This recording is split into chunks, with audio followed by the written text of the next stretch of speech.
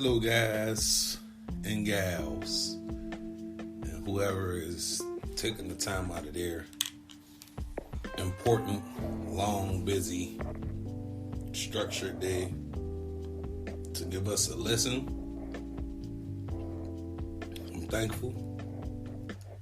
This is another episode of It's Okay Not to Be Okay.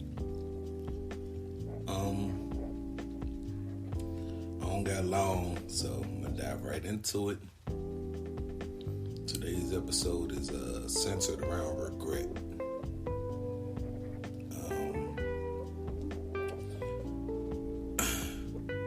Regret. To feel sad. The verb definition is to feel sad, repentant, or disappointed over, quote unquote, I apologize, over in parentheses. Okay, I'm gonna read this over. To feel, the verb, to feel sad, repentant, or disappointed over, in parentheses, something that has happened or been done, especially a lost or missed opportunity. Like, that's the verb. The noun is a feeling of sadness, repentance, or disappointment over something that has happened or been done. You feel me? So, putting the sentence for the verb is, she immediately regretted her words. To put it in a noun is, she expressed her regret at Virginia's death. I got this definition and explanation off of Google. Let's see. I'm gonna just look up some synonyms really fast, and as soon as I read off the synonyms, then I could come to y'all with the hit them with the head, hit them with the high. Yeah, feeds me. So the synonym for regret, the verbs are to be sorry about, to feel contrite about, to feel apologetic about, and to feel remorse about /for. The noun for regret is remorse, sorrow, contrition, contriteness, repentance, and I don't know that word. I ain't even gonna act like I know how to pronounce it. Penitence? Whatever. I ain't gonna act like I know it. I ain't the man. I ain't the one that's gonna be the most what is it called? Eloquent? No. I don't know. Whatever. We ain't gonna go about my intelligence level. It's not about that. Today, we are talking about regret. Society has put us in a headspace where we walk around like, oh, I don't have regrets. We ain't walking around with regrets. We ain't living with regrets. You can't regret nothing because once you done did it, it's already done. You got to just live with it. Look, I believe the more mature version of that statement, that live with no regrets, is we just have to find a way to healthily move past the things we regret. Some things are out of our control. I give you a little bit too much information. A family member of mine passed away not that long ago. Well, the way time flying, it's almost been a year. One of my biggest regrets is maybe earlier on, a little before they passed away, they tried to reach out to me on, I think, Facebook Messenger or something like that. They tried to reach out to me, and I was so busy involved in whatever I had going on that I ignored the person. Not really knowing that was the last time they'd try and reach out to me, and that was the last message I would get from them. So there's a large level of regret with that decision. You know what I mean? So it's like, damn, I wish I could have reached out. You know, so like, the world is going to teach you to not to regret nothing. or whatever. Like the world and society is so programmed to want to teach us to move forward. But living with no regrets will also give you two things. One, you'll be lying to yourself. And two, it would create a whole new state of suppression. When you suppressing everything, and then eventually it'll come and it'll blow up in the wrong areas.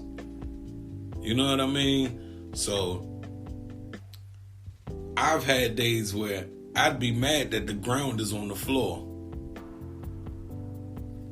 You feel me? Because because of the bad decisions, or the, not even bad, but let's just say the miscalculated decisions of some elements of my past.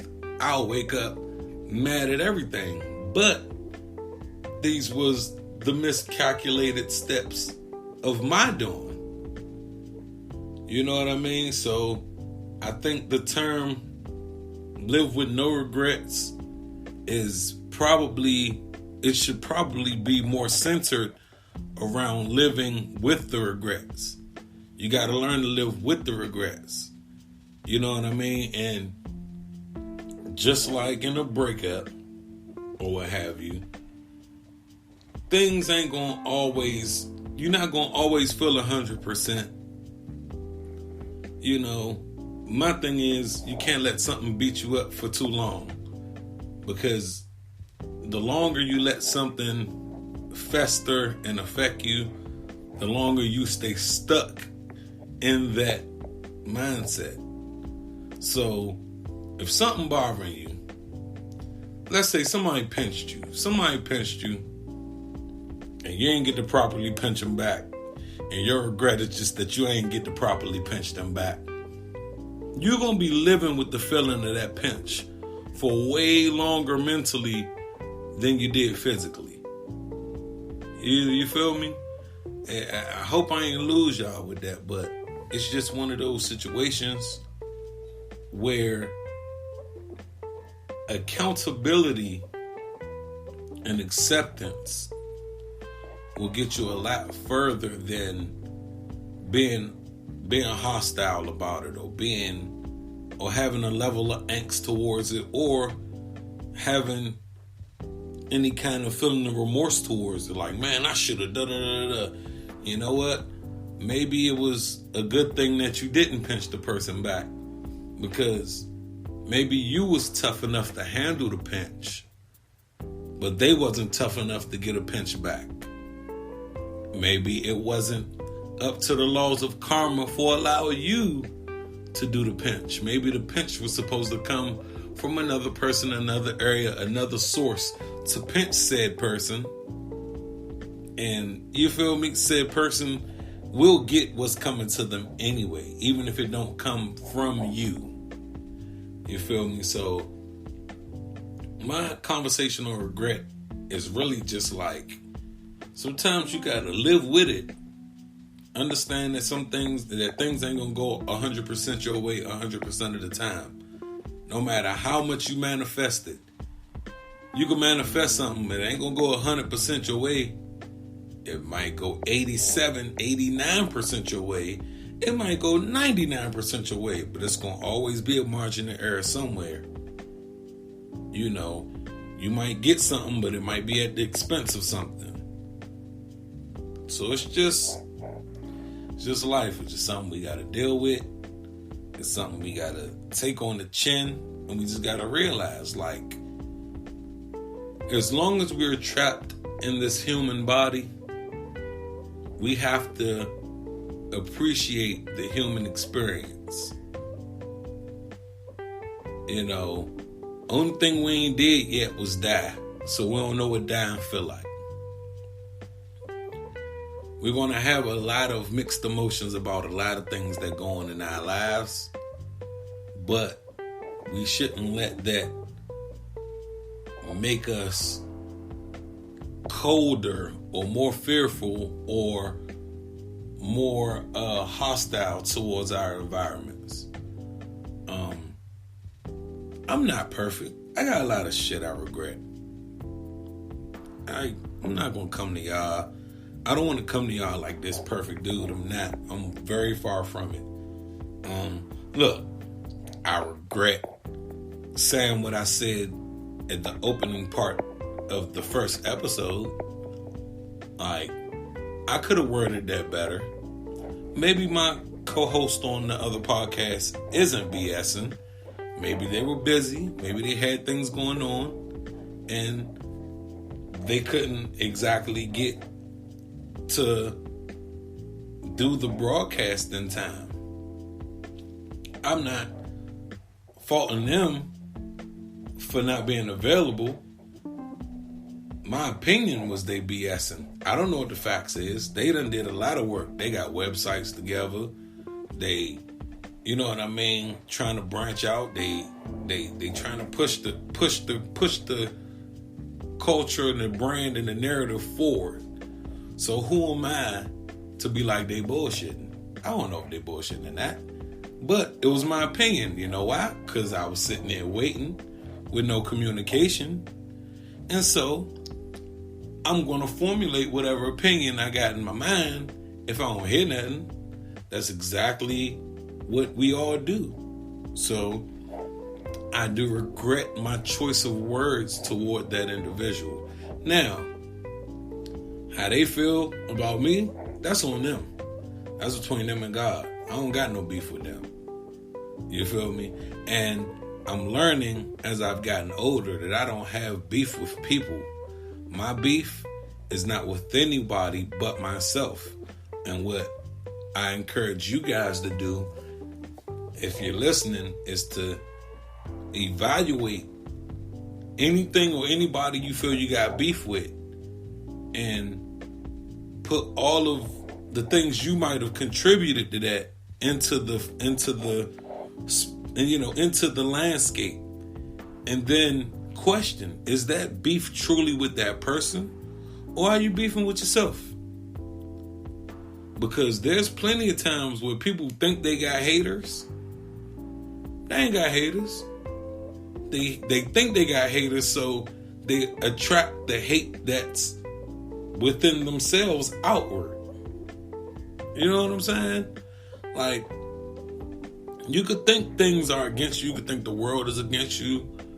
But it only becomes true if you hold on to the thought long enough. Then somebody will find a reason to hate you out of nowhere. So we got to move positively. We have to move positively. We have to learn to take the lesson from the regret that we have and apply it in order to be, just more, I guess not more positive, more positive, but also more fruitful and, just approach things with the glass half full approach as opposed to the glass half empty approach. Guys, I want you to know that this is not a note for you guys only, but it's also a note for myself. And I just want y'all to know that I appreciate you guys if you've sat with me for this little time period to listen to my stance on regret. And this might not be the only conversation I have about it, but it is the introductory conversation I'll have about it. We all going to live with challenges. We're all going to live with things that we wish could go a different way, or things we could have changed in a different way.